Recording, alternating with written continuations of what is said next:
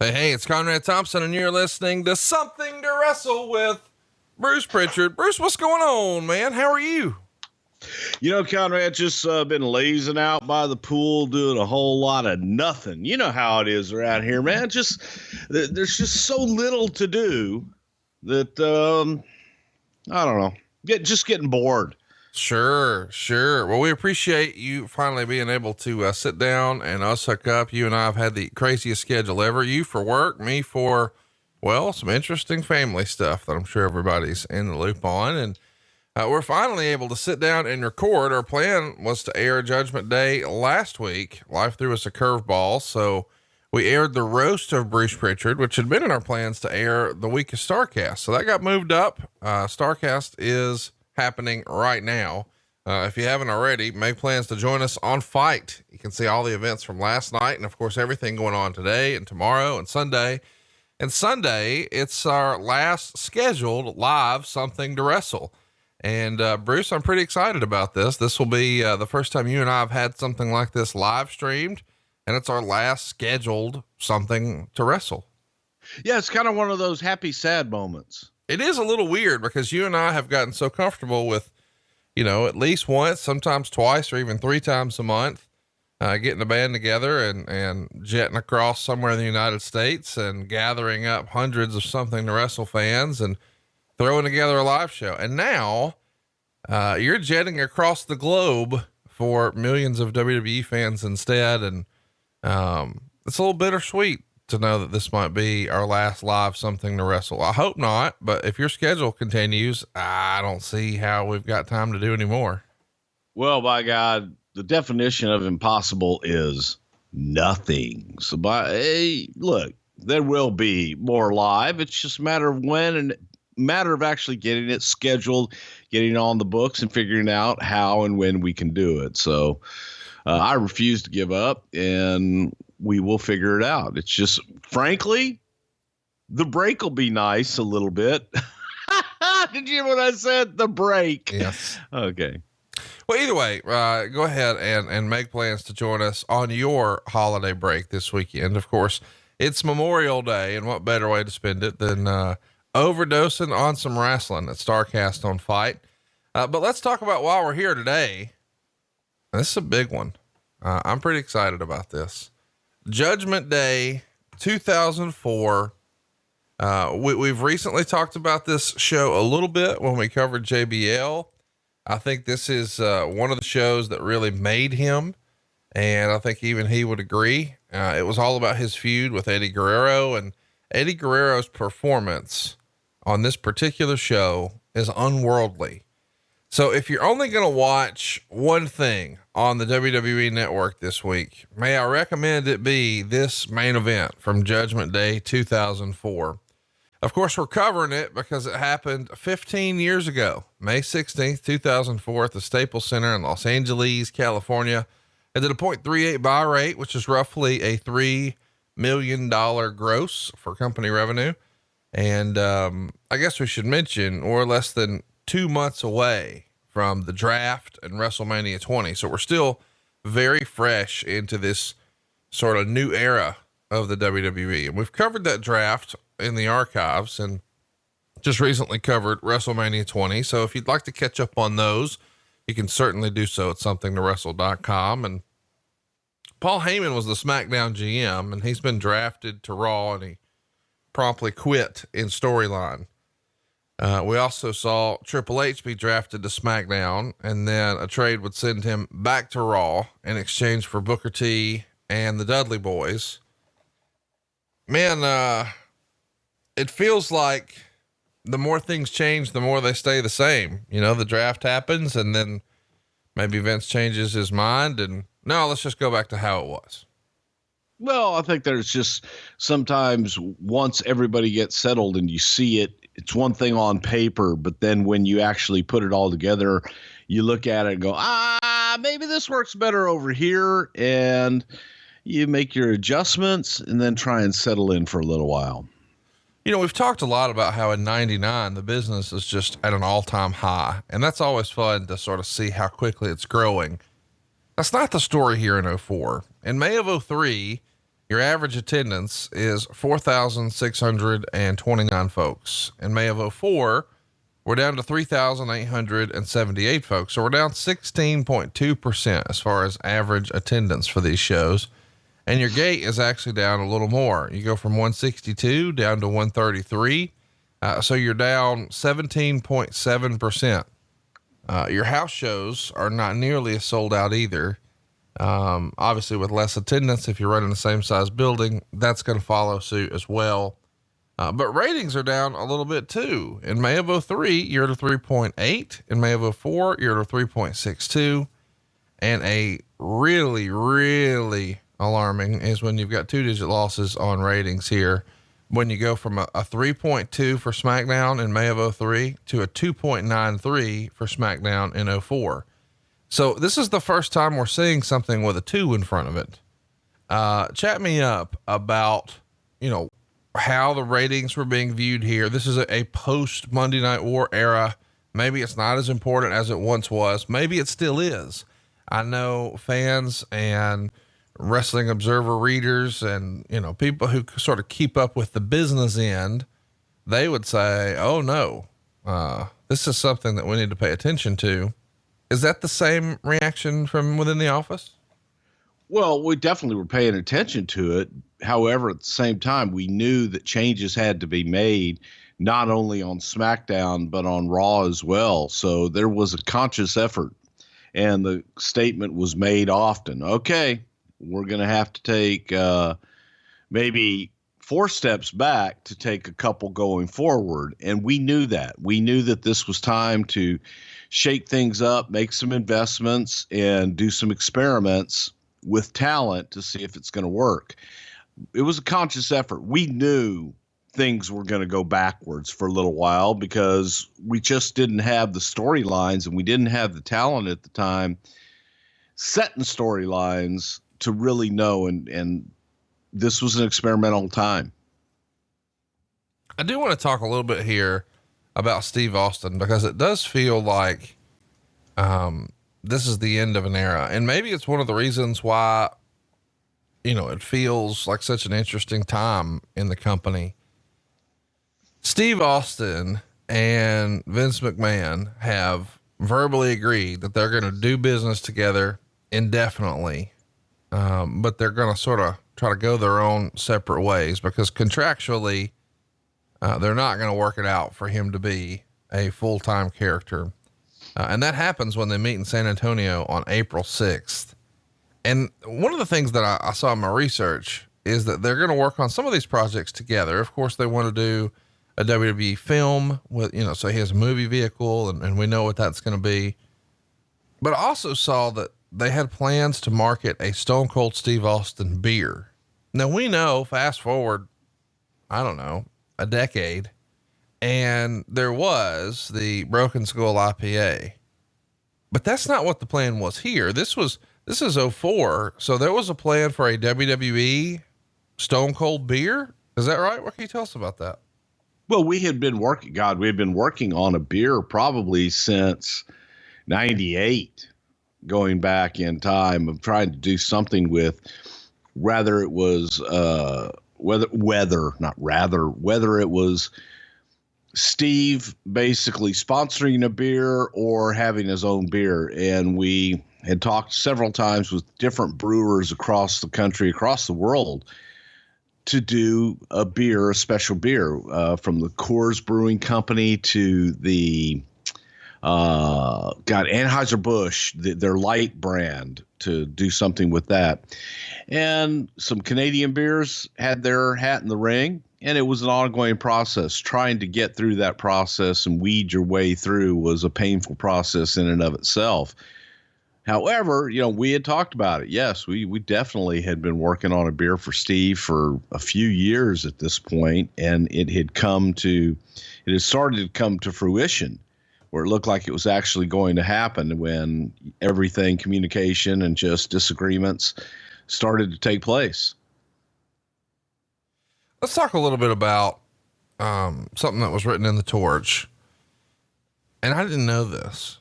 The WWE was under the impression that Austin was close to signing a deal with Dream Stage Entertainment although those at DSE and others say the deal is not close to being finalized. Austin is said to be waiting for offers from any interested parties in Japan before committing to one, although DSE would have the inside track because they seem to have the most money and also have Bill Goldberg. So it is fascinating to me that even here in the early 2000s, or maybe the mid 2000s at this point, I guess for 04, when things in America aren't exactly what you'd like for them to be, you think, oh, well, I'll just go make money in Japan. That sort of feels pretty old school. But DSC, of course, is Dream Stage Entertainment. And some of our MMA fan listeners would be familiar with that because that's who put on the Pride events. Back in the day, there were two major organizations, the UFC here in America and Pride Fighting Championships, across the pond in Japan. And they also put on a series of wrestling events, named Hustle, and Hustle was going to be like their big new thing. When you guys hear, or do you hear that maybe Steve is talking about doing something in Japan? Because I mean, they did have some names that you would remember, from way back in the day, like Abdul the Butcher, who was obviously a big deal in Japan. And of course they had big Japanese talent like the Great Muta, but they also had Goldberg once, Bob Sapp, who was a big name for a minute, which I know in hindsight doesn't seem like it should have been a thing. Did you hear he was talking to Japan, and was Vince McMahon concerned about that? I don't think we were ever really concerned about it because of Steve's health and his neck issue being the way that it is. To work that style with Goldberg might have been different, because I think that Bill probably could have protected Steve and that they could have gotten through whatever they needed to get through in a match. But Steve going over there wasn't that big of a concern. And you hear those rumors all the time, especially in that time frame, because if a guy was unhappy, I'll just go to Japan. And Japan was also starting to lose its allure here because the bigger companies just weren't doing the kind of business that they had done before. But I'm sure it was a rumor that was out there. And from our vantage point, as far as Steve going to work for somebody else on any kind of full-time basis, that certainly wasn't a fear. It was, well, we definitely want Steve for us. If Steve's going to do anything in the wrestling business, we want him to do it for us. And that was the battle. That was what was taking place. It's speculated, of course, that what Hustle would want to do, and I don't think this is a big stretch, is if they were to land Austin, to try to do the match with Goldberg. And it just feels like an Austin Goldberg match not happening for Vince McMahon and instead happening for Japan would have made his freaking mind melt. Do you think that, hypothetically, if that discussion would have gotten farther enough along, and Goldberg was allegedly saying he wanted 7 figures per man to give Hustle the rights to market that match, do you think Vince would have done whatever he could to beat that offer and try to make that match happen in WWE? I don't know if he would have. I really don't know, because obviously we never got there. It was never taken seriously to that next level. Had Steve gone to work for someone else in a wrestling capacity, I think that would have hurt. That would have hurt Vince. I think it would have hurt him personally. But it didn't. So it's kind of hard to speak to that. And if there was a match out there, the match was definitely Goldberg versus Austin. Yeah. There would have been money in them, their heels. And Wade even speculates that he thinks it would do 375,000 or more buys if it was on a WWE pay-per-view, as a main event. Where does that rank with dream matches, do you think? It looks like we're going to get Undertaker Goldberg. Where do you think Austin Goldberg is all-time dream match? I think it's right up at the top. I think you have, especially from the Attitude Era and the Monday Night Wars era, that was the dream match. There were really two. It was Austin Goldberg. I'll give it 3. Austin Goldberg, Austin Hulk, and Undertaker Sting. All right, let's keep it moving here. Brock Lesnar is going to make the news because on April 17th, He is involved in a motorcycle accident. His bike collided with a minivan, those damn minivans. God, I hope that minivan was okay. Yeah. He's taken to a hospital, has glass removed from his forehead. He's going to need a few stitches, but he's telling everybody he's fine. And he's going to work out for NFL scouts on May 18th in Phoenix. And the latest word from the NFL insiders, according to Wade Keller, is that no one was taking his bid to play in the league seriously last month. But now that they've seen him work out and gotten some numbers, more than one team is at least intrigued. When you're hearing that, hey, wait a minute, maybe he's getting a little attention, and Sports Illustrated is even going to, write a feature story on him. Do you think this has more legs, or was this always sort of viewed as, this ain't going to happen, but let him go try? Well, we wanted him to get it out of his system. That was one thing. I don't think that anybody thought a guy who had never played football was going to be able to walk on and play professional football. Then you see this son of a bitch working out the way that he does. And with very few exceptions, I've never seen an athlete like Brock Lesnar who's been able to adapt to the different sports that he's chosen to excel at. And I think if Brock had another year and had actually, played a little more football, he could still be playing ball for all we know. The guy is just this really freaky genetic freak. A freaky genetic freak? A freaky genetic freak, yes. And I think if he had had more time, who knows? Because he shocked a lot. He shocked us, and we knew, and he certainly shocked the football world enough to get him on a team. Didn't last long, but he made it, that's one of those 1 in a millions that you would never dream would happen. So let's talk a little bit about Lance Storm, because it's reported here at the beginning of May, quote, after months, if not years, of frustration with his role in WWE, Lance Storm announced on Monday on his website that he is retiring as an active wrestler. He has said he's going to be moving into a role as a trainer with the developmental territory, Ohio Valley, and he hopes to eventually move to a position as a road agent with the WWE. And so his final match is going to air on Sunday Night Heat against Stevie Richards. And he's going to cite his frustration with his, quote, lack of contributions, which I guess means lack of push. But also his back problems have been greater lately than he had been letting on. He's got some bulging discs, and it's caused him to miss some house shows.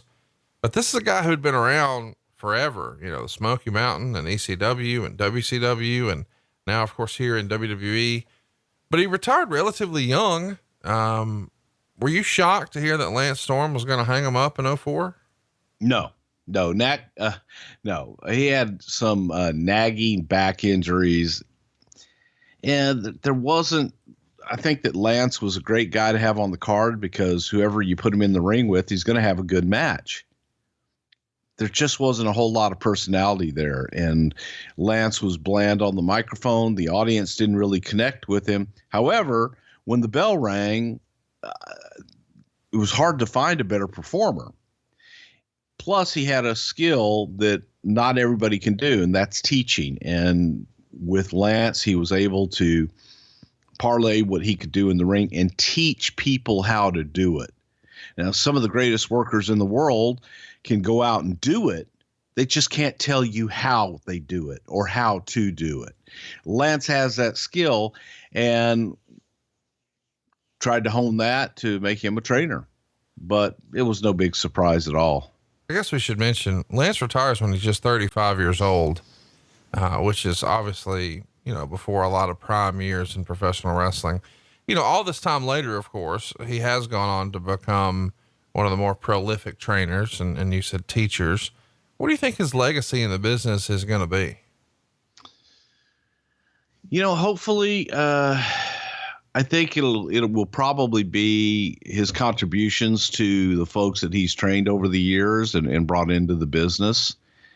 And, Lance in Smoky Mountain Wrestling, that was his first big national exposure, but Jericho being in that tag team, I think Jericho's the one who took the spotlight there because Chris had the personality. Chris had, that package. And then Lance was the workhorse. Chris was the Ricky Morton and Lance was the Robert Gibson.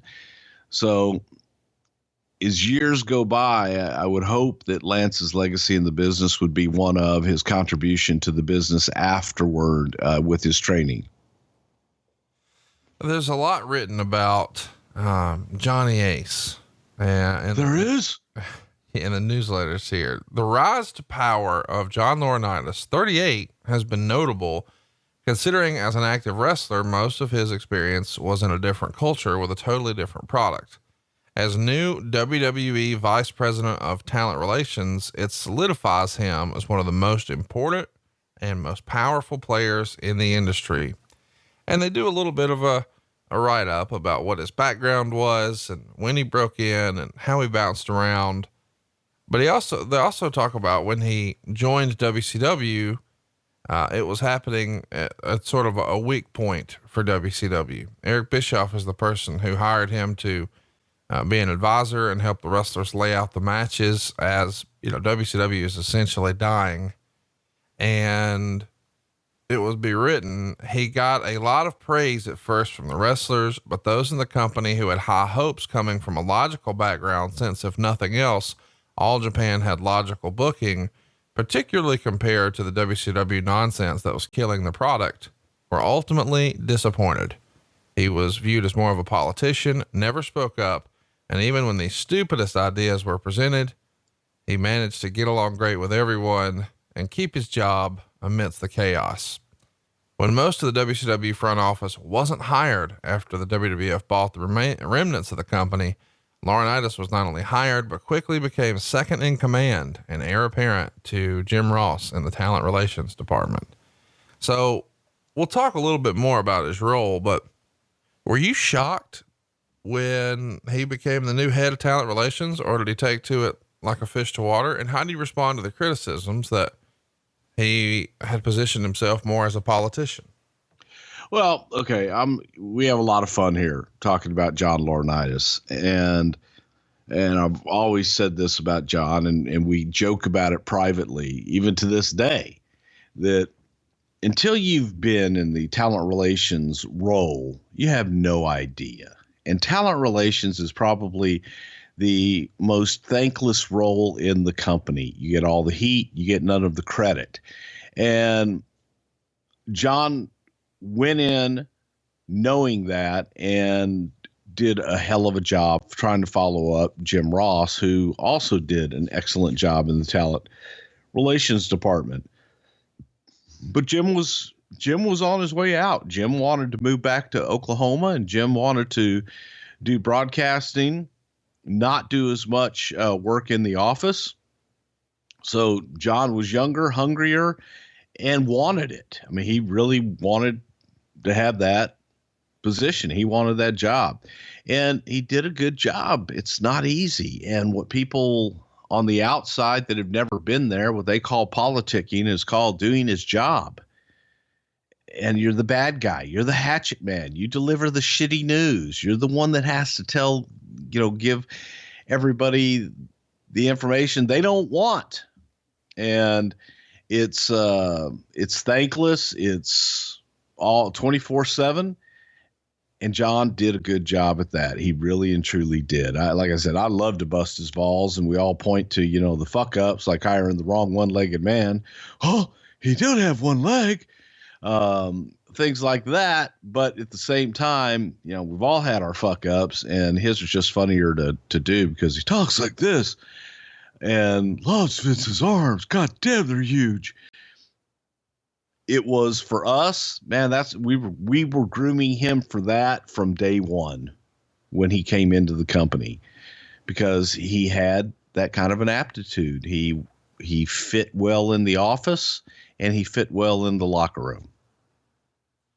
Talk to me a little bit about the difference in style between a JR and a John Laurinaitis, specifically what they're looking for in talent. I don't think it's a big secret that JR is going to look for legitimate, strong athletic backgrounds, whether it's college football or high level amateur wrestlers, with the idea being, if you've excelled in those sports, you have the mental toughness that is needed to survive in pro wrestling. I think that's how JR would categorize it, but Johnny Ace has a different approach. And one of the criticisms would be that he doesn't value, those athletic backgrounds the same way. And instead he's going to put more of an emphasis on bringing up a certain type of look, whether it's with size or bodies. So we're going to hire some girls who look like they're right out of Playboy, and try to see if we can make something out of them because they're pretty people, maybe more so than they had a strong background. Is that a fair criticism, or how would you categorize the two? No, because it comes down to what the creative team and what Vince McMahon is looking for at the time. So you try to get into your developmental system as many as you can to have a variety, whether it's the athletic type, whether it's the beauty queen type, whatever that may be. You try to have a choice and you try to have some variety in the recruits that you're recruiting. It's not Jim Ross didn't have it. I didn't have it. Johnny didn't have it. We didn't have free reign to just go out and hire whoever the hell we wanted. So it was, what are you looking for? Okay, we're going to go out and we're going to find you several of that type and several guys that may fit that, put them in developmental and take it from there. So as far as Johnny and what he brought in, he was brought in what he was asked to bring in. That wasn't 100% his call. And here's what we need. That didn't take place. That was a directive. So Vince used to really value college football backgrounds, and then he stopped. He still values it. No, he still values it, and he valued it when Johnny was doing it too. It probably got more press from a JR, if you will, because goddamn, I like my college athletes, and JR had a higher value on that. It's not that Vince didn't by any stretch of the imagination. Vince wanted athletes. Vince wanted athletes that could adapt and that could learn the business. Let's talk a little bit about tape libraries, because this makes the observer. The WWE is getting very aggressive in trying to purchase pretty much all the available semi-major league pro wrestling video footage on the market. The idea is that Vince wants everything that is there. The company at this point already owns the AWA library, the WCW library, theoretically owns the Crockett and Old Georgia libraries through the WCW purchase, as well as the ECW library and the Smoky Mountain library. I believe they have purchased the Stampede library or are on the verge of doing so. And a lot of work is being done currently on this project. And the company this past week hired Peter Clifford as the new vice president of affiliate sales. Clifford's main responsibility will be to sell the idea to cable and satellite services, as Clifford has worked since 1996 in both affiliate sales and later managing director of affiliate ad sales for the Golf Channel, where he managed a golf video on demand venture. So it comes out here in 2004 that, hey, Vince is trying to collect all the footage everywhere, with the understanding that the original idea is going to be WWE on demand and WWE 24/7. And of course we know what that became, the network. When did you first know that Vince was going to start snatching all this stuff up? Because as he acquires some of these old libraries, they are major expenditures. In hindsight, not nearly as major as they looked at the time. Did you know this was always the plan? Had he always laid it out like that? The plan evolved. The plan's still evolving. And when different areas became available and those properties became available, here's the thing that a lot of people don't understand. The older wrestling promotions, will say that it's called Georgia Championship Wrestling and the AWA. Those would probably be exceptions to the rule. The majority of those old time wrestling organizations, they didn't keep tapes. Right. They shot their TV a lot of times in a television studio. Then they would take one tape and they would bicycle that tape around the territory. What I mean by that is they would take that one tape and they would take it to the next television station, and that would play. This is a tape that's going to play this week, and then they'd take it to the next one. This will play next week, and so on and so forth. Then they would go back and they would pick those tapes up and tape over them, and do the same thing, bicycle those tapes all across. So if you're in Tennessee, you do TV on Saturday, and what airs on TV on Saturday in Memphis is what's going to direct you to Monday night show in the Mid-South Coliseum. However, that tape then gets bicycled to Nashville, to Louisville, to all the markets, Chattanooga, whatever it is, all the markets that they run. And the folks in those markets will see that tape the next Saturday, the next week when their television runs. And then you'll get the same matches in your town 1 week later. And that was cycling and bicycling the tapes. But all those tapes would be picked up and recorded over. So when someone has rare footage or a rare master, there were so few back in the day, Mid-South started keeping their tapes. They were one of the more current promotions that actually kept some of their tapes. We had always kept not all of our masters, which is just a shame when you sit back and think about it, but we kept our shows and we would edit what we called Best of Texas Wrestling in Houston. So that was a syndicated show that would go to Saudi Arabia and that would go to India and places like that. We had masters of those, but not masters of the entire taping and things like that. They just didn't exist. So for those who had those kind of libraries, yeah, Vince was interested in getting them and using them is part of what he was hoping one day would be the WWF network. It's crazy to think about too, because, you know, $2.5 million becomes the price for all the Crockett and WCW and Georgia stuff. And $3 million is what he's going to pay for the AWA library around this time. And there's talk that Mike Graham here doesn't want to sell the Florida footage, and Kevin Von Erich isn't opposed to selling, but he's got no financial motivation to do so, to sell that world-class collection. I was, I guess, a little shocked that Bill Watts didn't own the Mid-South footage. His ex-wife did. Wow. That was news to me. Yeah. Anna had control over it. She got it in the divorce. And I don't know that Bill had ever put any big value on it. He probably did to her, said, okay, hey, well, this is worth $10 million. My God, you know what you could get for this. The fucked up thing here was the fucked up deal. Paul Bosch had original Mid-South programming on the Houston wrestling television shows. So when we started with Mid-South in 1983, that was about the time that we started to keep copies of the shows, of the masters that we would do that would air locally in Houston. And what that consisted of was an hour of the Mid-South show. That would be the middle, wrapped around by matches that were taped in the Coliseum, because that was our deal. And Houston had many years of Mid-South programming in the Houston office. When Vince is looking for all this stuff and Mid-South was giving him a hard time, so just go by Houston, because Houston has it for these years. It has it for the meaty years that you want, and it will decrease the price for whatever Mid-South is looking for Anna, because she had ridiculously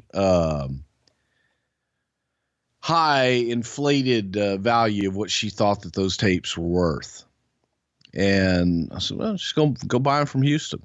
They've got them, and they don't know. So that's how all that went down. It's pretty amazing that, you know, Vince had the vision to go invest millions of dollars now, you know, company's worth billions. So it worked out. Something else that's going to work out. Wade Keller would report that Bret Hart is going to meet with Vince McMahon after the April 19th Raw that was in Calgary. And they're getting together to discuss the DVD project that we're eventually going to get. This was a long time coming. This DVD in his career winds up being released in 2005. And a lot of people thought that this would never happen. But a source was telling Wade Keller here, they'll definitely do something, but it won't be wrestling. With the idea being that, if Bret Hart's going to be in an angle, it's going to result in him getting the better of Vince McMahon or Shawn Michaels to sort of avenge the Montreal Screwjob incident. And Bret's currently, negotiating with Lloyd's of London to try to get a payout from WCW still. So there's lots of reasons why people say, this won't happen. Of course, we know they are going to wind up working a match together and they are going to find a workaround. But just the idea that Vince and Bret getting together, I mean, it doesn't feel like that was ever going to happen. Not to me. Were you shocked, or at this point, do you just assume Vince can repair any relationship? Well, I believe he can. I really do. He's got some incredible healing powers for one reason or another.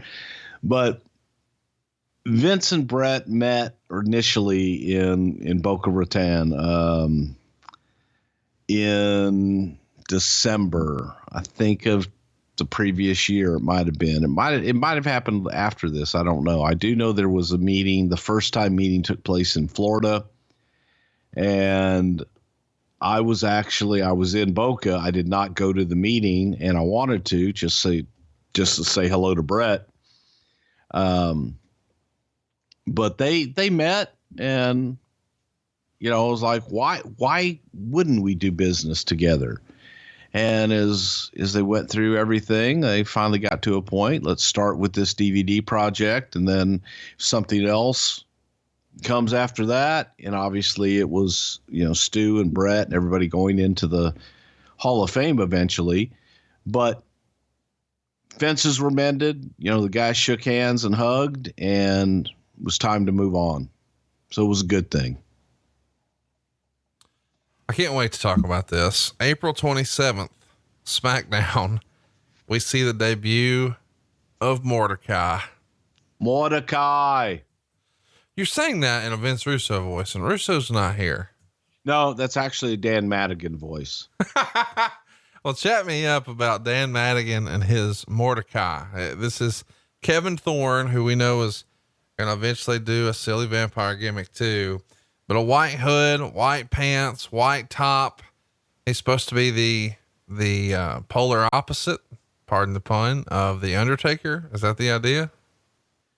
Well, that was a working idea of trying to create opponents for the Undertaker. And we always make fun of Dan Madigan because he was from Boston. He actually was Mayor Quimby, and he would talk about Mordecai, and he did the vignettes with Mordecai and so on and so forth. But Kevin Thorne was a hell of a talent. He was a hell of a worker, had good size, and he could move. I think the gimmick just killed him because he tried to work the gimmick instead of being Kevin Thorne in the ring and just let the gimmick carry itself, if that makes any sense at all. He went in slow motion and was too worried about doing gimmicky things than having a good match and making things logical. Yeah. We were experimenting. Another one of those failed experiments. Let's talk about a few more of those. This is fun. Melsford, right? As it turns out, the Eugene character is going to be portrayed in a manner suggested here a few weeks ago. This has nothing to do with what was written here, as it was suggested by many people beforehand. But the original gimmick of a modern day Rain Man crossed with Mighty Igor looks from TV to be a guy whose Rain Man strengths make him pick up technical submission wrestling at an incredible speed. The character looks to be that of a simple man who actually is a great wrestler. And after a great television vignette where William Regal was attempting to teach him and then stretch him, he wound up stretching the teacher. The evolution of the Eugene character. Talk to us a little bit about that. Well, it was something for Nick Dinsmore, and Nick Dinsmore came from the Ohio Valley Wrestling. He was a product of that environment and from that training system. A tremendous wrestler that Vince felt, he came across very childlike in a lot of ways, and created this idea and this gimmick for him. And it was named after a young man in Pittsburgh, Eugene, who had been around the wrestlers that all the guys loved. And his father was a shoemaker, and Eugene was a very special young man. And it's like you would walk in and have the absolute worst day in the world.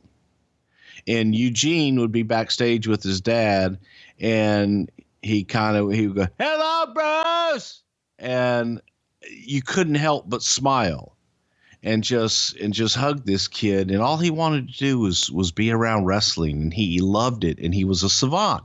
He could tell you everything that was happening everywhere. One of those, April 14th, 1964, and give you the match and give you the finish and the referee and how many people were there. But different and wonderful. But Eugene was just this really warm kid that Vince loved so much. And he fell in love with Nick and thought, oh my God, can I have an actual we could make a real Eugene. And that's how Nick Dinsmore became Eugene, and he wanted him to be this, pretty much what you said, this powerful savant that wants to wrestle but doesn't know how to wrestle, and then all of a sudden gets in the ring and holy shit, he picks it up quick. Let's talk about Kenzo Suzuki. Do we have to? Yes, because apparently you guys named him Hirohito, which I guess was a Japanese emperor. And the idea is he's supposed to be like a Japanese patriot who is not a fan of American politics or culture. And apparently after word got out in Japan, after the first vignette aired, the fear among those who heard about it was that it was going to give the company a very negative image in the country. It's like you guys were trying to relive World War II, because Hirohito was Japan's emperor during the war. And while Japan was a U.S. enemy at the time, Hirohito is still beloved in Japanese society. And now you guys are sort of using a beloved Japanese cultural symbol as a hardcore American hating heel. And according to the Observer, he was scheduled for a huge push at first, apparently to be the top heel on Raw. Aside from Evolution, of course. And now we've got to do some adjustments. Talk to me a little bit about Hirohito, because it feels like we got vignettes and then they just stop. And, now we're going to just roll him out as Kenzo. Chat me up. Kenzo Suzuki. Good God. Kenzo, I brought Kenzo in. Big guy, huge upside. And the Hirohito shit, see, I remember completely different than that. It was, I think Hirohito was viewed by some people almost Hitler-esque in Japan, which we didn't know. We thought what you had said, that this is a fucking hero there. And no, it wasn't. It was someone that was taken very negatively. And when they made the Hitler-esque reference, that was enough for us. Like, nope, okay, let's move on. Let's come up with something else. So Kenzo Suzuki was born. I believe that was close to his real name. His wife wanted to be in the business, and she spoke English. She spoke perfect English. So the idea was to package them with her being the mouthpiece for Kenzo and slide him right into a program with the All-American John Cena, who was United States champion. And he was kind of battling that front of folks that international stars that wanted to come in and overtake America, if you will. A little old-fashioned, but sometimes old-fashioned works. And he was not as good as the spot that he was placed in. How long does it take before you guys realize that? Whew. Well, we didn't let him work for a long time. So until a few months, actually, because we protected him so well. We kept him, we tried to keep him down on the farm as much as we could and just do angles and try and do some short things with him where you couldn't see through him at first. But unfortunately, he didn't continue to grow. He didn't get any better. Who's down on him? Is it Vince that's down on him? Is it agents? Is it everybody? I would say it started with the agents because Vince was high on him and I was high on him. So it was, we're trying to make it work because we had to, we needed heels. We needed new talent. And this was that era of, you know what, we're going to give guys a chance. We're going to give them little runs and see who can sprint and who can't. I'm not saying, I want to be clear. I'm not saying now, but back in this day, back in 2004, how often was it for the agents to sort of change Vince's mind? I mean, if Vince comes out and he's hot and heavy on something and, hey, this is what we're going to do. And then maybe a guy like Arn Anderson, fills out a house show report or however you guys do it, or did it rather. Does that come in and it's just, hey, he is not improving. Is that enough or, for Vince to change his mind, or are there meetings about it? Or does Vince say, hey, let me see the tape? Or, it's a time factor. And a lot of times he's going to listen to the feedback of the people that are out on the road with the talent every night. So if they tell me he's not getting it, then we're going to have a pretty good conversation with him and let him know that he needs to get it, or we're going to have to make changes. So if he's not getting it, then help him get it, because we weren't in the position at that time to say, okay, he's not getting it next. There wasn't any next in the wings. Right. And instead of just saying he ain't getting it next, work with him, figure it out. What does he need? If it's less ring time, then we'll do less ring time. If it's more ring time, less talk, let's do that. Let's figure this out versus just cut bait and send him back to wherever the hell he came from. And that's what we did. We tried. Let's keep it moving here and talk about Backlash. Backlash is a bit of a disappointment. It does 270,000 buys, or a 0.50 buy rate. The main event, as we've covered, was Benoit, Triple H, and Shawn Michaels in a triple threat. And of course, the big show, or the big match that I remember, is Mick Foley and Randy Orton. And everybody is saying, this is a, WrestleMania level show as far as the work rate and match of the year level performances. But the buys are down, and they're way down. Even from the prior year, so in 2003, that Backlash where it was Bill Goldberg and The Rock did 350,000 buys. So we're down pretty significantly. But if you go back even further to 2002, there we saw Hulk Hogan and Triple H do 400,000 buys. So year after year, you're seeing Backlash and your pay-per-view numbers start to dip. Now it's a trend. When it happens as a one-off, you can say, it's a one-off, it's an anomaly. It won't be like that next year. But when 2003 is down from 2002 and now 2004 is down from 2003, are you guys starting to feel like, oh shit, man, we got to pull the nose up?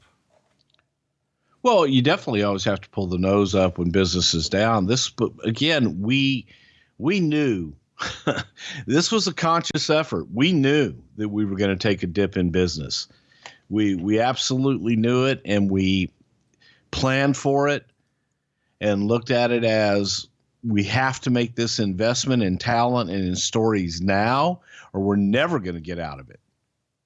Because A lot of the old guard was gone, and you had to do something. Not all of it's going to be right. Not all of it's going to click. And you've got all these eyeballs on you.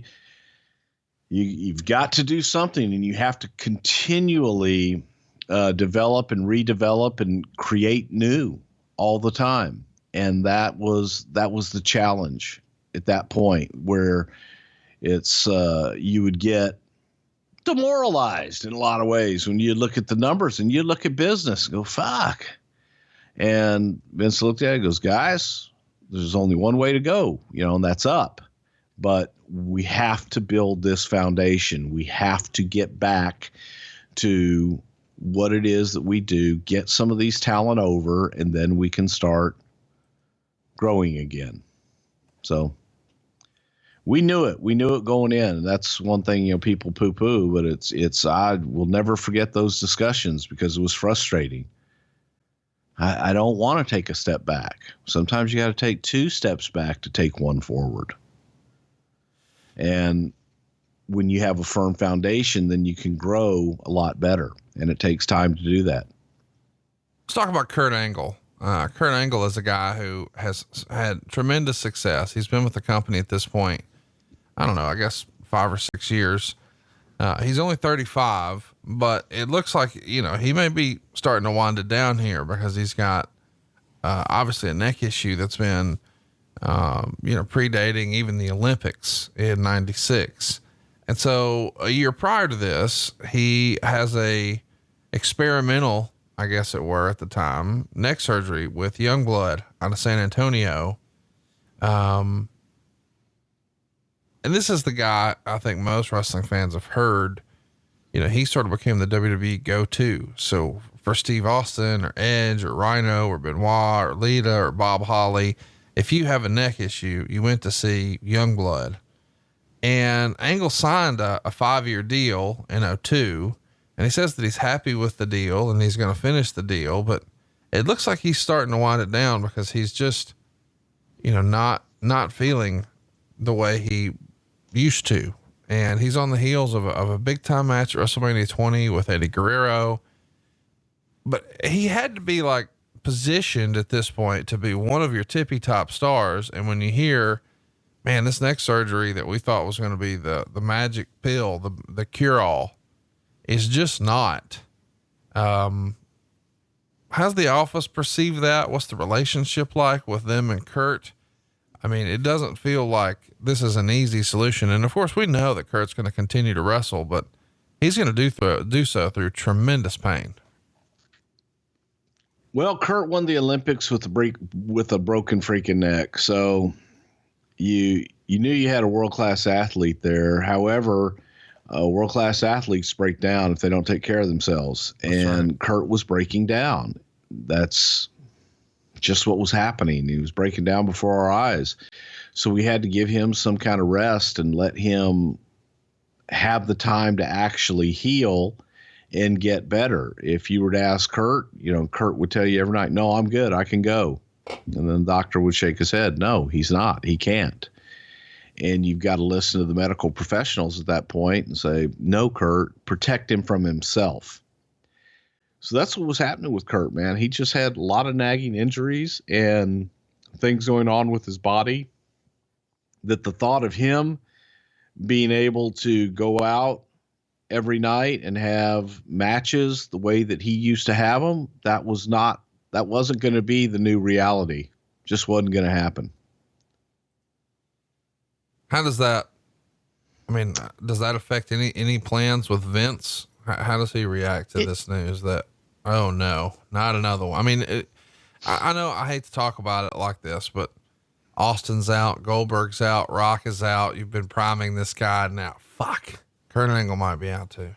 Yeah, it hurts. It just hurts. So you got to figure out something else for him to do, which is where we came up with the general manager role to keep him on TV and keep his personality out there so that when he is ready to go, it's just easy to slide him in. Right. We didn't want to just give up on the character and say, okay, well, he's done and move on. So we just tried to find ways to keep him in front of the audience. Let's keep it moving here and let's talk about, the decision to keep him in front of the audience, but he's not going to be able to wrestle. So we're going to do, we're going to make him the GM.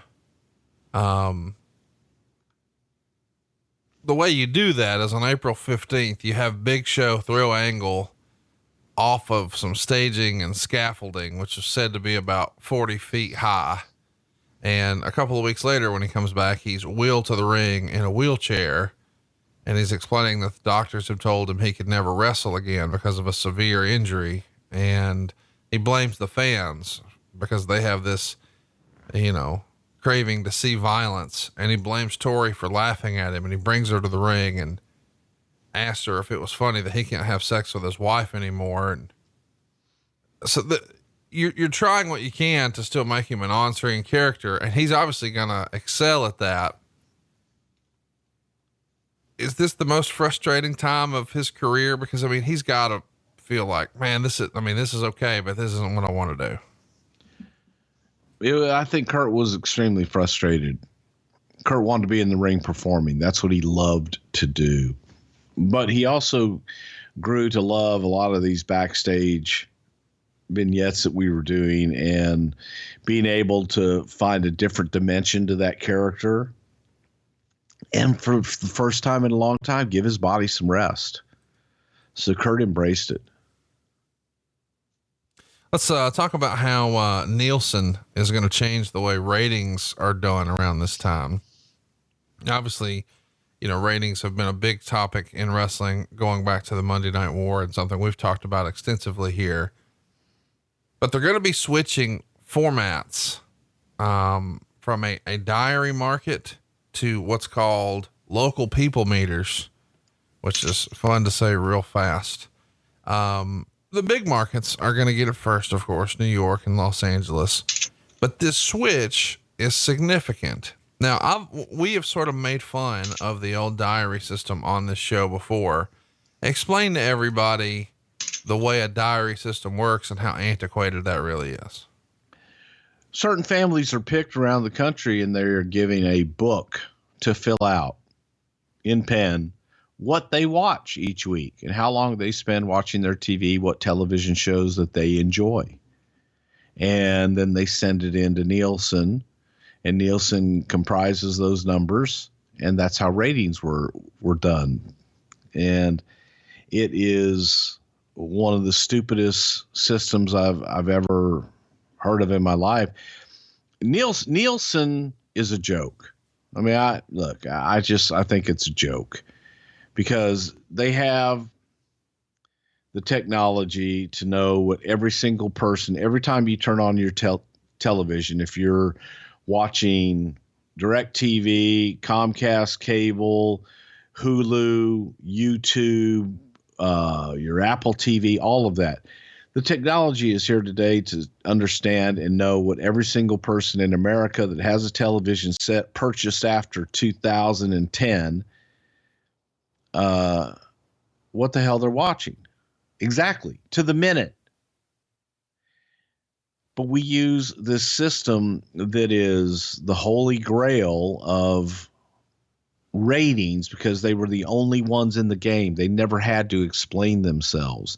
And when they explain themselves, it's like listening to Chinese geometry if you're from Hungary. And it's just maddening. And now they're like, okay, we're going to do this now. And it was a new system that no one had any faith in, because it's hard to have faith in a system when you're changing from one system that means nothing to another system that means nothing. But yet that's what the advertisers and everybody were hanging their hats on. I guess we should mention too, as you were explaining the diary, how easy that was to mess up. So let's say in my local Huntsville market, CBS is on WH&T channel 19. So channel 19 is the station it's on and what the station markets itself as, but WH&T are their actual call letters, but the programming they air is on CBS. So if that's a little confusing to you, imagine just regular America who's not sophisticated enough to listen to this podcast or understand the technical breakdowns we do on this show. And now we're going to give them a pamphlet with $1 if you're a white dude and say, hey, fill out these 17 pages of what you watch and when. So in that scenario, let's say you were watching programming we were just talking about, and let's say you were going to watch, I don't know, something on CBS. There's, whatever the new show is on CBS, and you write that show in there and you put CBS and you put channel 19, but you put WAFF, which is our local NBC affiliate. Then NBC got the credit, not CBS. So that level of silliness existed with Nielsen. So sometimes these ratings weren't worth anything. And so now they're going to do what's called a people meter, where we're actually monitoring for real what they're watching, where people would put these meters on their TV. So they don't have to fill out a diary anymore, but certain people would hook this apparatus up to their TV and ta-da, now we know for real. Now under this, the reason we're covering this is because on March 24th, Nielsen is testing out the new people meter market, and it shows that SmackDown under this new system would have a 42% lower rating than under the standards that were used before. The Simpsons were down 29%. Prime Time was down. I mean, lots of shows that had historically been perceived as being more watched and capturing greater ad revenue because of the perceived ratings are now changing. And so like I know in the Nashville market, when they first got, people meter markets for radio, there were radio stations that weren't in the top 20. But then once they started to have people actually carry these monitors with them, so whenever they heard music, this would register what station it was. It changed everything. This people meter market thing is not something a lot of people have talked about, but within the television industry and eventually radio, it changed the way a lot of people reported their financials. Am I right? Yeah, it did, but it also was as inaccurate as the old way, because again, you're still relying on a handful of people, a very small handful of people. Correct. And you're not actually recording actual data. You're still taking what this hand-picked, hand-selected. So if you've got 1 million people in Houston, Texas, for example, you'll have maybe 6 Nielsen families. So out of 1 million people, those 1 million people are represented by 6 families. So what they watch now is going to determine how your rating is in everywhere. It had no rhyme or reason, even to do. I met with a company one time and met with Nielsen, where Nielsen themselves even admitted in our conversation that their ratings were bogus, but they were the best that they could do.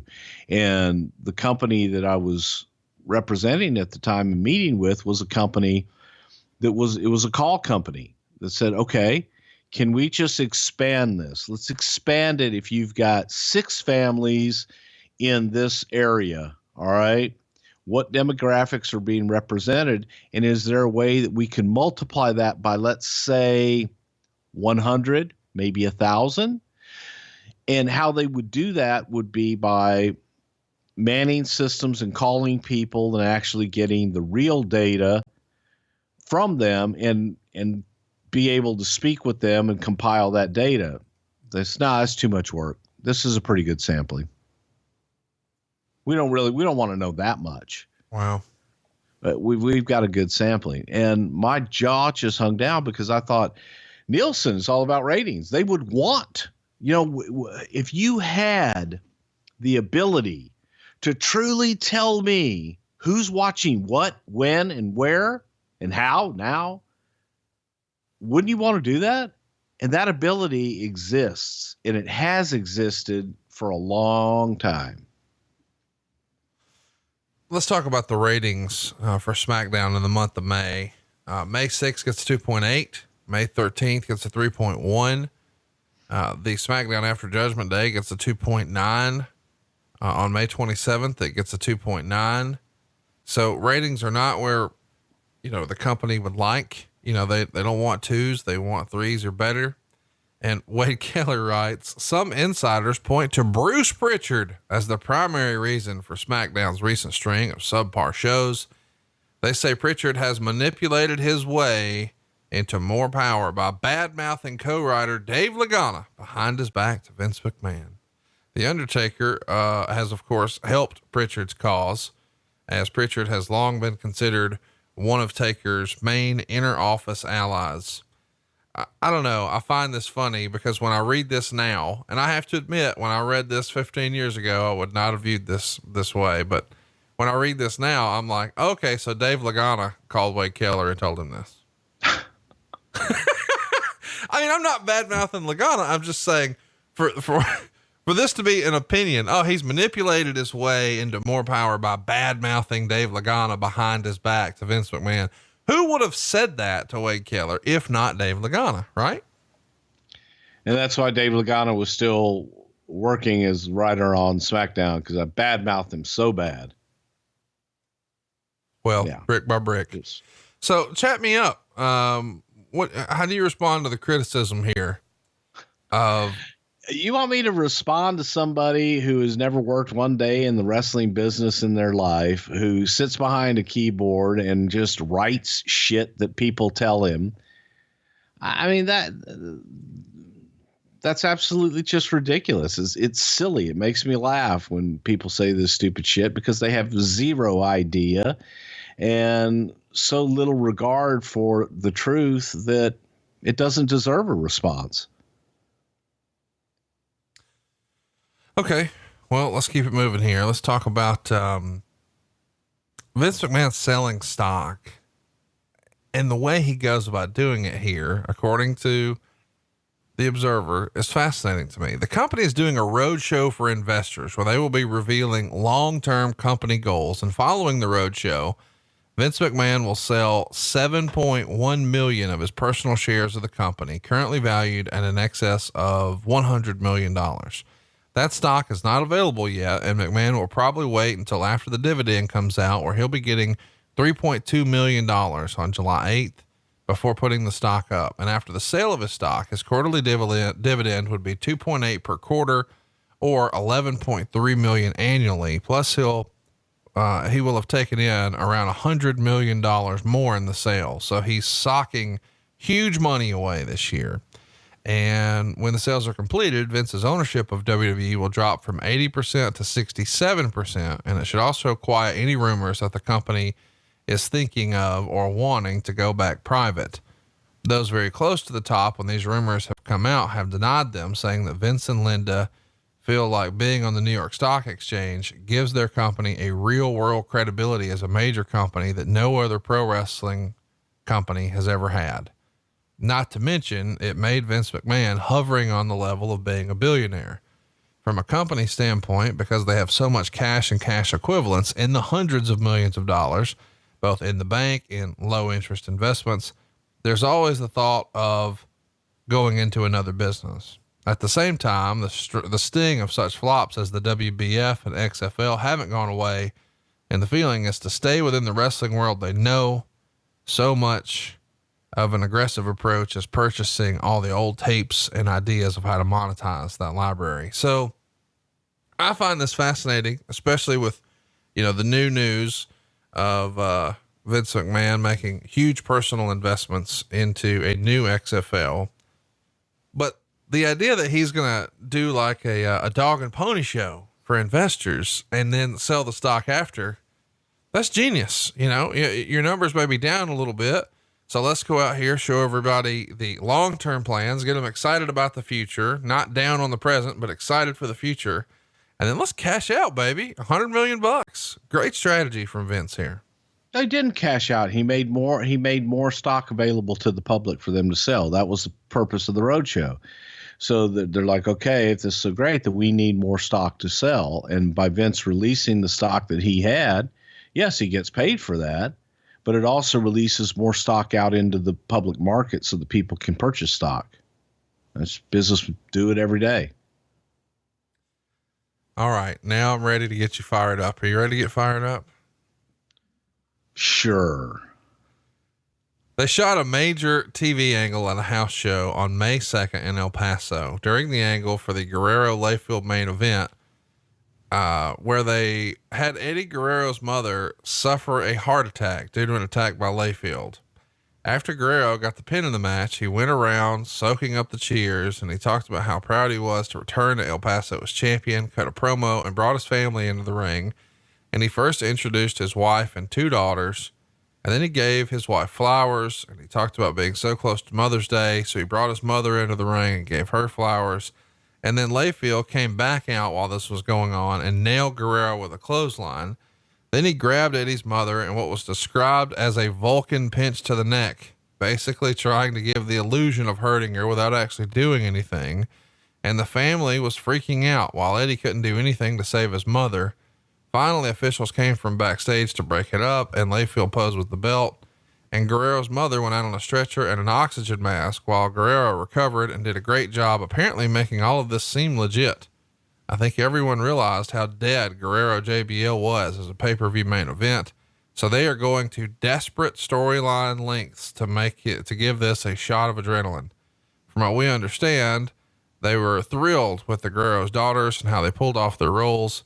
And apparently Eddie's mother's blood pressure legitimately went up as she was in the ring because of all the excitement and pressure of the angle, although nobody knew it until afterwards, and she ended up fine.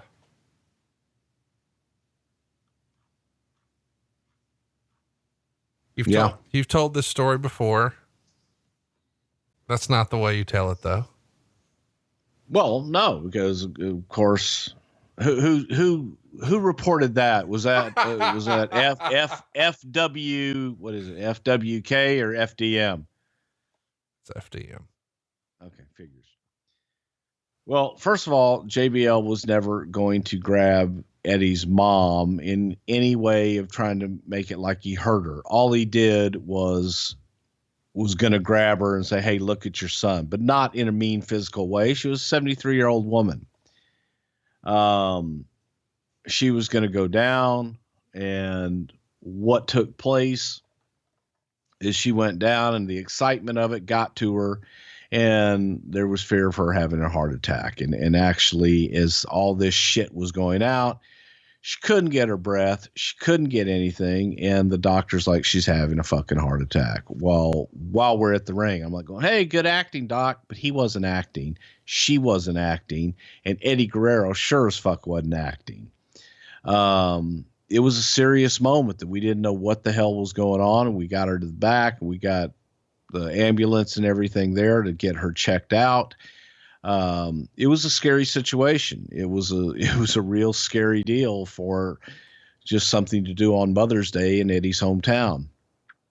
And, it was a strong angle.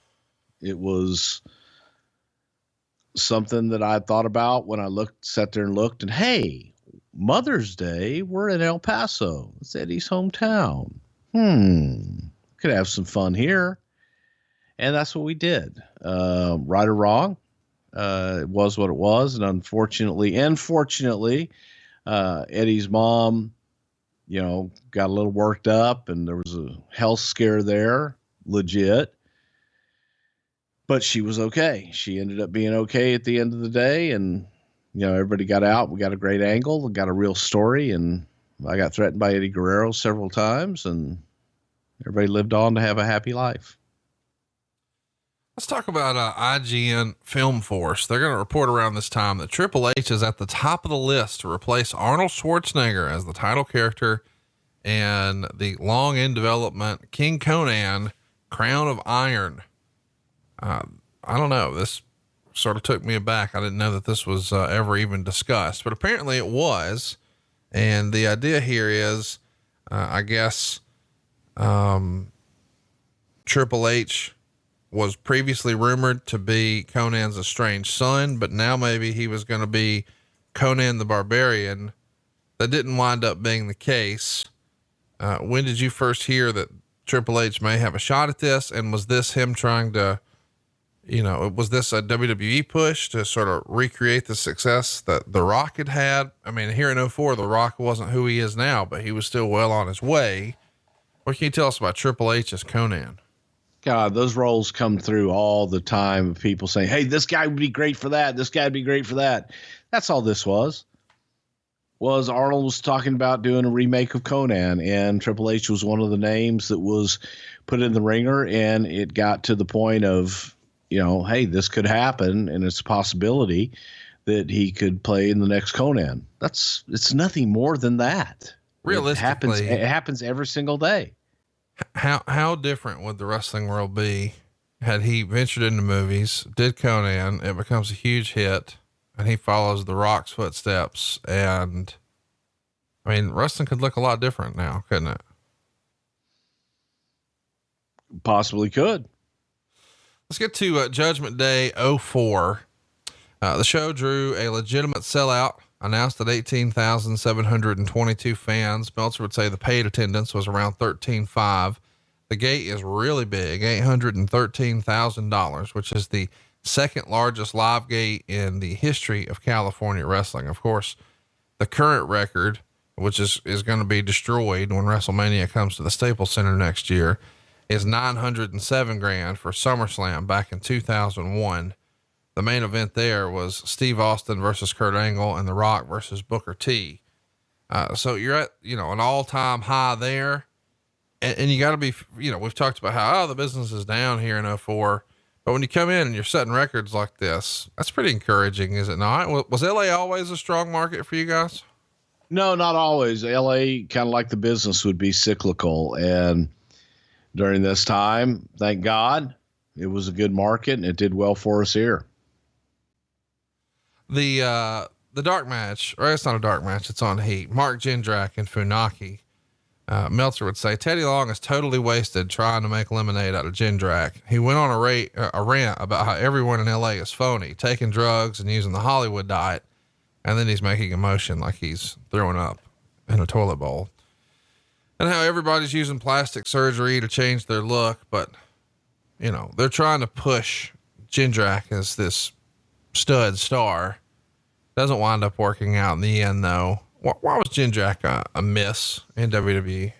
I don't think that Mark ever really loved the business or wanted to be in the business. I think he landed in the business in the power plant, WCW. So Jindrak's one of those guys that came over when WCW was purchased, had what appeared to be a good upside, just never clicked and never turned on in his brain to get to that next point in the business. Our first match on the show, and you watched this for the first time in a long time, is Rob Van Dam. I watched it on the anniversary. I actually watched it on May 16th, 2019, 15 years to the day after it first happened. Cool. Rob Van Dam and Rey Mysterio beat the Dudleys 15 minutes, 19 seconds, 3 stars on the Observer. I mean, really a Hall of Fame crew here. I enjoyed this match. Rob Van Dam and Rey Mysterio is not a tag team I ever thought I wanted to see, but I thought this was pretty good. What did you think? It was really good. I even go back and, talk about the open of the show, which was fucking fabulous, but I got goosebumps. You know how you get the goosebumps that will stay with you for a while? Yep. When there's a shot of Eddie Guerrero in the middle of that, where the commentator says, "Is there life after death?" And I just got goosebumps and sat there that just held through the finish of the cold open. And that was just, again, some of that shit, man, was so good. And that's the work of Chambers and those guys, just put some great shit together.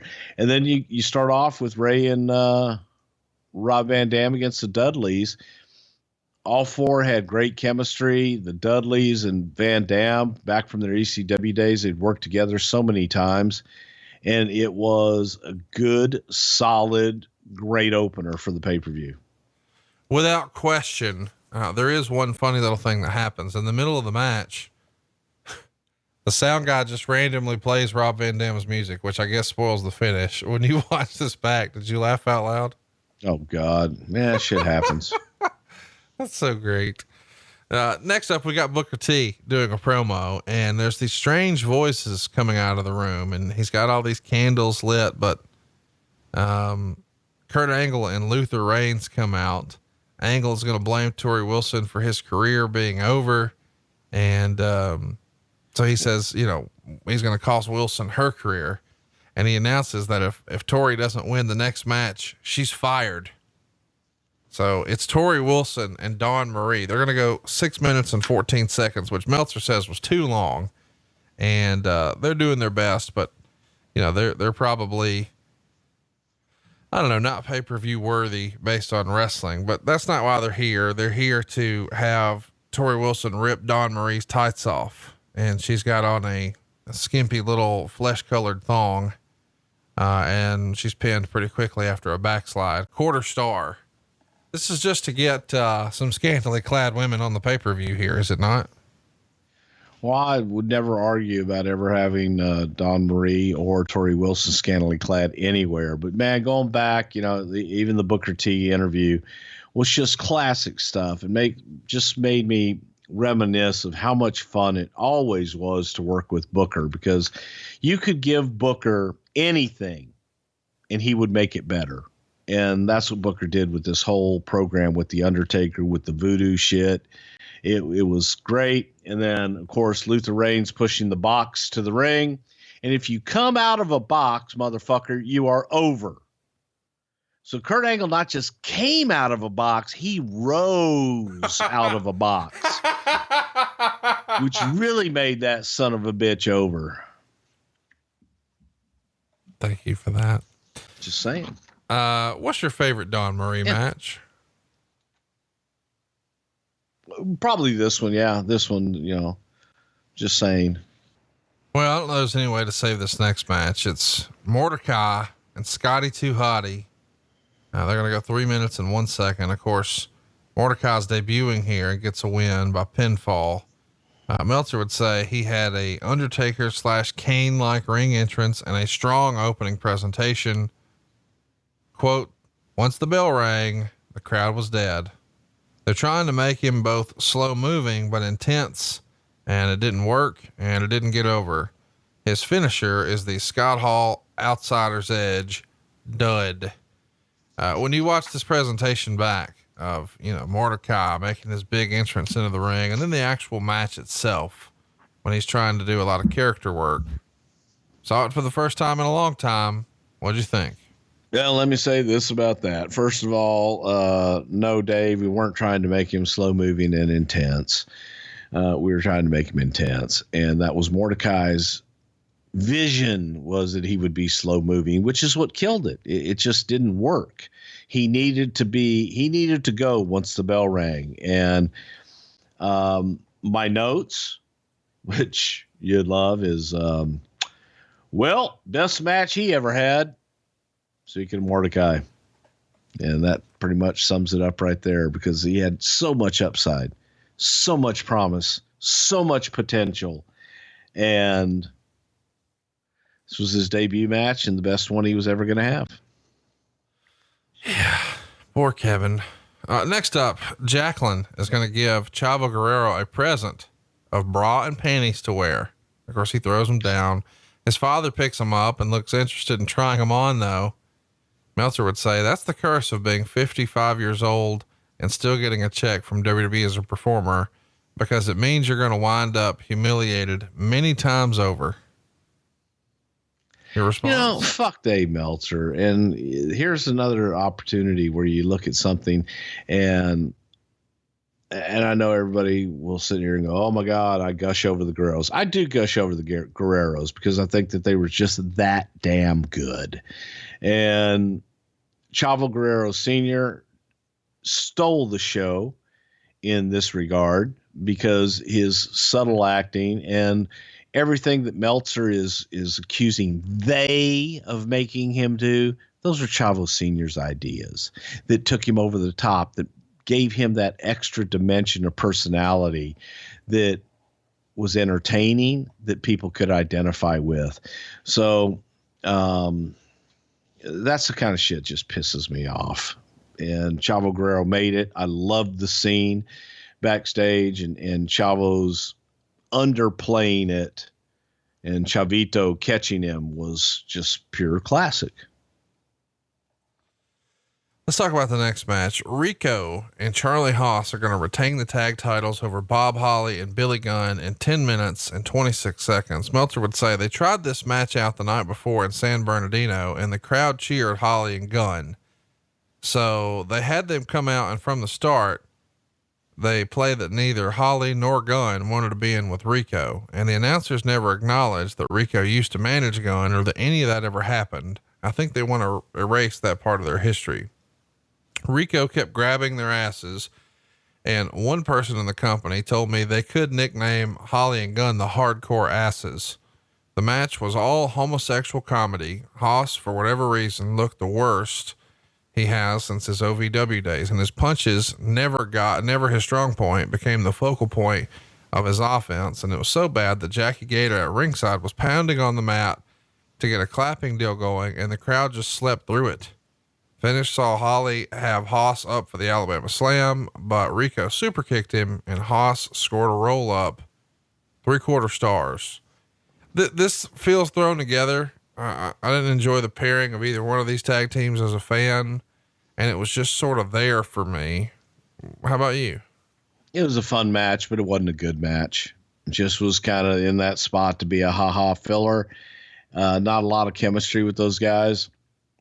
Trying something with Charlie Haas, and at least you had Jackie out there to kind of spice things up a little bit, but not a whole lot there. I mean, the audience didn't care, the talent didn't care, and you could feel that. So it was not something I'd want to see again.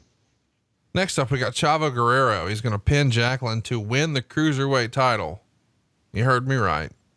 In 4 minutes and 47 seconds. The gimmick here is that Chavo was wrestling the match with one hand tied behind his back, and he actually does a few one-armed backbreakers, and Chavo Classic eventually unties his son while the referee is dazed, and the finish sees Classic distract the ref while Chavo uses a Goria special bomb on her, and he wins the title back. So he got a dud rating in the Observer. These man versus woman intergender matches you've never really enjoyed. What'd you think of this one? And does this sort of devalue? I mean, it sort of presents the cruiserweight belt as really being a ha-ha here, does it not? No, not really, because Jacqueline could probably beat 90% of the cruiserweights anyway, still could today. I enjoyed it. It had a story to it, and I enjoyed the hell out of it. And as I am watching this thing and watching what Chavo Guerrero Jr. is doing with one arm tied behind his back is masterful. It's hard enough to work with having both your arms, but Chavo only having one arm and keeping the other one behind his back was masterfully done, and it had a great story to it. And this match was a lot of fun. I loved it. I thought it was a great story, told well by everybody in the ring, and is what Chavo Classic on the outside of the ring. So everything got done, and I do hate intergender matches, and I like this one. Because there's a fucking Guerrero in it. That's why you like this one. He made it work, and Jacqueline, and she made it work. Next up, we've got something that doesn't feel like it ever happened, but it did. John Cena is going to wrestle Rene Dupree on pay-per-view here for the United States title. Cena's going to get the win, and Meltzer would say it's a better match than expected. Series of near falls, clean pin. Cena gets the win after the FU. Cena gets 3 stars here in the Observer. And I guess we should mention Cena is fresh off of a U.S. title win at WrestleMania 20 from the Big Show. So this is the beginning of the big singles push for John Cena. And we haven't talked a ton about Rene Dupree, but it does feel like what we fans hear is there was a ton of heat. And if you ask one of the boys, I think most of them would say, oh, that was self-inflicted. John Cena and Rene Dupree, though, what'd you think of the match? And what can you tell us about Rene Dupree that we haven't talked about before? Well, first of all, as far as the match, the one thing that stuck out to me more than anything, I mean, was just larger than life, was the reaction Cena got when he came out. Holy shit. John Cena was at that point a megastar, and that crowd hung on every word that he had. It was amazing. It was just truly amazing. Cena was on fire with his raps and shit. Couldn't be touched on this night. And as far as the match goes, people forget how young Rene Dupree was at this point. I think he was like maybe 20 years old at this point, and he was able to hang. He looked great. And, unfortunately, for whatever reason, I think that more than anything, it was the immaturity of Rene Dupree at the time, a young kid being thrown into a man's business without really being properly prepared for what to expect. It was a different business than his father, Emile Dupree's maritime promotion. So for Rene to come into this and do what he did, I thought he had a huge upside and wish it would have worked out a lot better for Rene Dupree. But in this showing, I thought he had a tremendous showing. All right. Next up on the show, we've got Undertaker and Booker T. Undertaker's going to get the win in 11 minutes and 25 seconds. Meltzer would say Michael Cole had an annoying night, although it probably wasn't entirely his fault. He consistently pushed the idea all night that this was the Undertaker's first match on pay-per-view since WrestleMania. The only thing is, it's the first match on pay-per-view for every single person on this show since WrestleMania. Also, when giving the alleged figure out, he noted that the Lakers played the night before and that everyone's making a big deal about how it sold out, but they didn't have 18,722 people. Meltzer would say, no, actually they had 18,999 people. And I'm damn sure a lot more were paid on this show than WWE, and they can't possibly present themselves at the same level as the Lakers in Los Angeles. Booker came out with a big bag of magic dust from an unnamed grave. And after referee Nick Patrick got bumped, Booker pulled out the dust and threw it in Undertaker's eyes, and Undertaker no-sold it. Meltzer would say, well, that was quite the waste of time, wasn't it?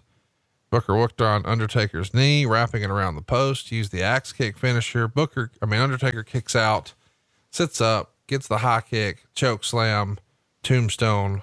That's the finish. Star and 3/4.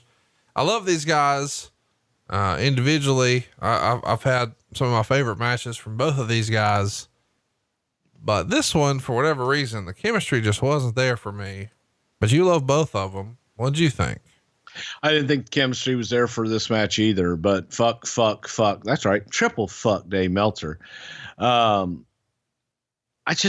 was off. You know what I mean? It just didn't click for this particular match. And the guys have had matches before and after that were tremendous.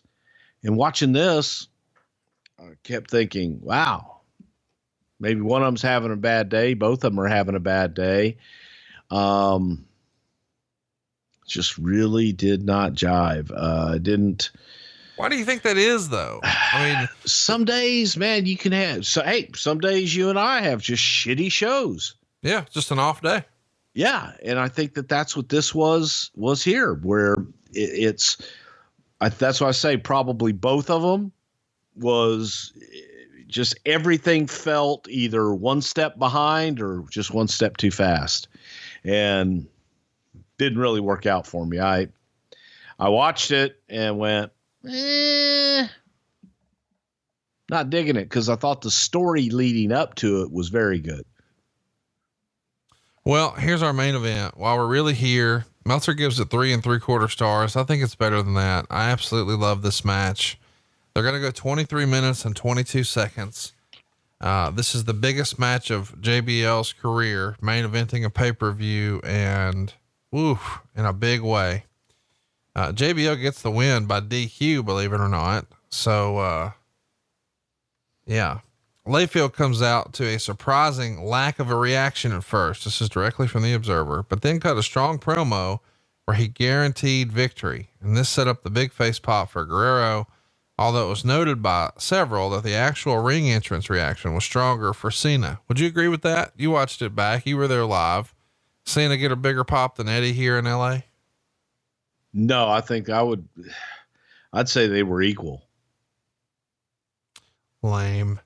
Well, I did. Because I was waiting for that pop and listened to both of them because I was so shocked at the pop that John Cena got. I'd say they were equal. I would say it's just as good for Eddie. These guys pull out all the stops. Guerrero's doing planches. They're doing fall away slams on the floor. They're doing backdrops on the Spanish announce table that doesn't break. And then Eddie tackles the referee, Brian Hebner. And then Layfield grabs a chair and hits Guerrero with what was described as a sick chair shot to the head. That's an understatement. You need to go watch it. Meltzer would say Guerrero bladed, and that's hardly the word. It was coming out of his forehead like a faucet, reminiscent of Vince McMahon in the Zach Gowen match, or maybe even worse. After what happened to Kurt Angle, you'd think they'd be leery of the kind of chair shot impact directly on the head. I mean, this is unbelievable, the amount of blood and gore that we're seeing here. And they're pulling out all the stops. There's a DQ called eventually.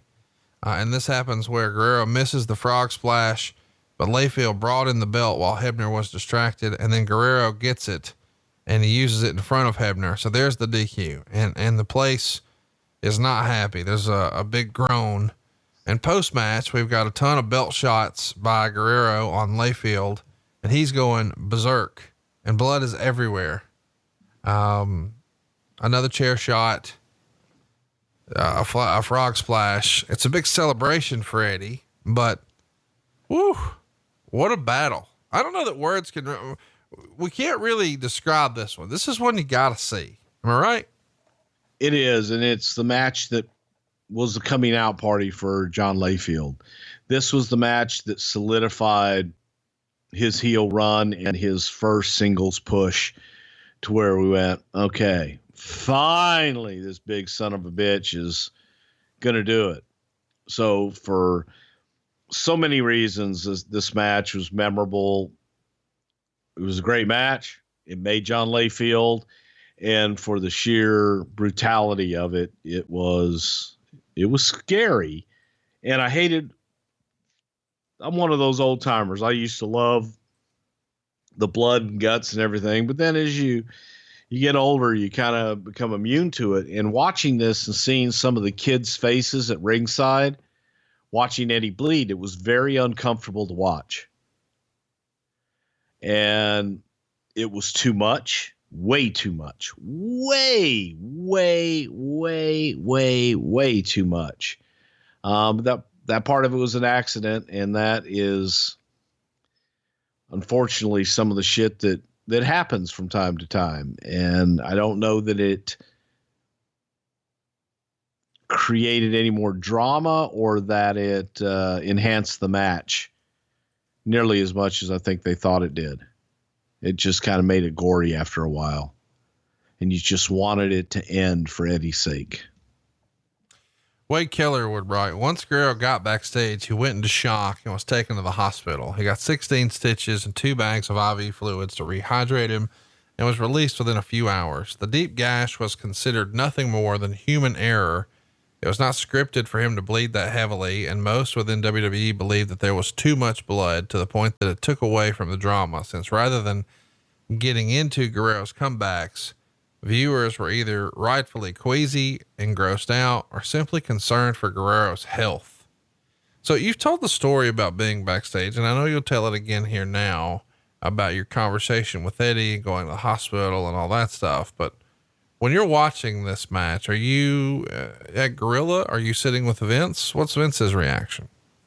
I remember vividly sitting at Gorilla, and there's even a point in the match, I think, when Charles Robinson goes down, that we had sent word with Charles, tell him to get out of there, go home, end it.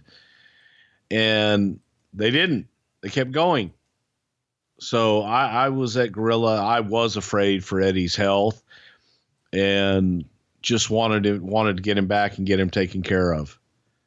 So it was frustrating, and I had tunnel vision. I couldn't tell you who was with me, who was around me, anything like that. All I could tell you during the match, was watching the match and cringing the more shit he did. So I kept waiting for him to just fall down and pass out. Right. It's pretty crazy that, this is, do you think Guerrero, I know we're saying it's human error, but do you think he wanted a little more? And it's a big test for him. We've talked a lot about the pressures that were on him as champion and how seriously he took this. Do you think he wanted a little more, but just didn't realize how much more he was going to get here? I don't know. His dad made his name Gory Guerrero for a reason. All of his matches were bloody and gory, but I don't think that I know for a fact that Eddie did not plan on that much blood. Maybe once it came, they thought, oh hell, this is great. This is great. This is going to add to the match drama of it all. I just didn't think it did. In hindsight, when you look at it, you go, man, it just left people worried instead of invested in wanting him to kick JBL's ass. You just wanted him to go get help type of a thing. And that's a tough call, especially when guys are out there in the middle of a great match like that. And I do remember saying, end it. Let's go, get him out of there. Go to the finish, because everything they did after that, you don't really remember until Eddie blows the big comeback after the match. So they could have gone home right then, and Eddie blown whatever comeback he could have blown and gone home and just got out of there. But that's all hindsight. That's 2020. It just was a scary, scary night, and seeing him back on the trainer's table and then putting the IVs in him to take him to the hospital. And the only reason we were doing that was because he had lost a lot of blood and the gash needed to be stitched up. It wasn't a super glue gash. It was one that needed stitches, and he needed to get checked out by a doctor. So if you take him in an ambulance, they'll take you in right away. If you go walk in, you're going to sit there and wait for a while. And that was the original mindset. Then when Eddie ripped all the IVs out and stormed out of the room, then it became the battle. Looking at him and just saying, Eddie, two things are going to happen here. You can either get cleaned up, go to the hospital in the ambulance, or we'll sit here and watch and wait, and you'll pass out from loss of blood and fatigue, and you'll still go to the hospital, but you'll probably stay longer. I'm sorry. I know this is a silly question. Just bear with me for a minute. Do you think that Eddie felt like it was up to him to help get this match over? Because everybody heading into this, it was even written in the newsletters, that the perception was that a JBL Eddie Guerrero main event wasn't really the attraction that was resonating with fans, and it was quote unquote dead. Do you feel like that Eddie may not have gone to this great extent had he had a match here with, say, an Undertaker, a more established character, but now he's got, this big task, this unenviable task of, I'm supposed to be the top draw, and I've got it going against me that I've never been positioned as the top guy. I've only been champ for 2 months. I've got it going against me that I'm smaller in stature or whatever. And now I'm in here, even though fans maybe buy me as a top guy, I'm supposed to help get over a brand new guy, not like cement my footing as a main eventer against the Undertaker, a more established brand. But now I've got to get over this other guy that maybe fans aren't totally sold on yet. I need to do something special. I need to do something extra. And maybe we went too far as a result. Maybe. I know that was Eddie's charge and that was Eddie's challenge. And Eddie really wanted to get John over, knew that he could get him over. So that was Eddie Guerrero's charge, was to make himself a new opponent, a believable opponent that he could draw money with. And they did. And that night is what did it. That was a prelude to the book, and we got a lot of nice chapters out of it. Let's talk about, JBL, because he said if it had been anybody but Eddie Guerrero, you would have never heard of JBL. But because of Eddie, I had that incredible run and it was just the right time. I had the perfect foil and this incredible Latino star. He was one of my best friends. And JBL has also said that Eddie was a groomsman at his wedding. I mean, what did this match mean to the JBL character and just Layfield's career in general? Everything, because as I said, boy, that was a jumping off point, and Eddie could have laid down. Eddie could have not wanted to go out and have that kind of match, but he did. And he made John Layfield a believable opponent and somebody that was mean and nasty that you could hate, a heel that you could actually hate with a baby face that you truly cared about and loved. So it was so much of that is on Eddie Guerrero. And the other part of it is Layfield stepped up. Layfield stepped up to the plate, swung for the fences, and hit a home run with it. Well, you watched Judgment Day 04 for the first time in a long time this week. Scale of 1 to 10. What do you give it? 8.5. Really? Yeah, I thoroughly enjoyed it. I didn't think I would.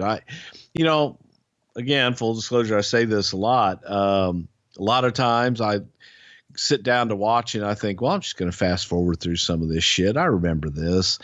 This was another one of those that I watched all the way through and stopped what I was doing, because I'll try to multitask and do a lot of different things, but I stopped for the Cena Dupree match and the last match and just had 100% of my attention. Two really great matches and a good story that ended up the night, and again, catapulted us into the summer.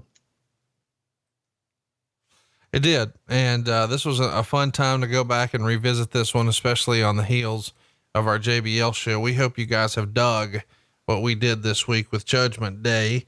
Sorry, we're a week late on this one. Life threw us a curveball, as it does from time to time, but we'll be back next week, and we're doing something totally different next week, Bruce. It's going to be a Q&A episode, and people have been asking for this one for a while. We don't do these maybe as often as we should, but I'm looking forward to next week, Bruce. How about you? Should be fun. Q me and Amy. Oh, wait a minute. No, you do the Q, I do the A. Okay. I feel like, why don't we flip that script?